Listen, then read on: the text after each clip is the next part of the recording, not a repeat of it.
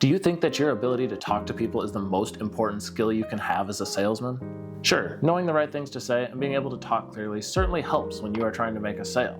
However, I think it's far more important that you have a good ability to listen. If you're in sales, have you ever noticed a time when you have just been talking about something?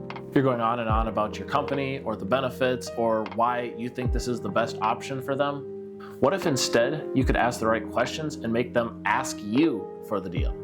One of the 7 habits of highly effective people is the ability to seek first to understand, then to be understood.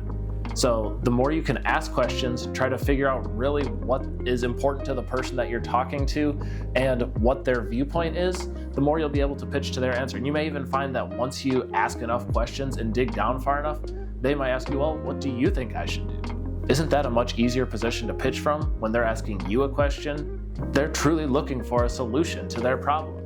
Now, a quick explanation of how you can be that solution is all you need to close the deal. So if you want to be successful in sales, don't care about the sales, care about the other person and truly helping them.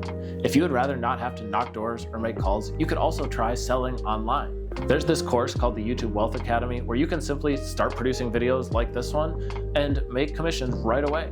If you want to learn more about it, click this video.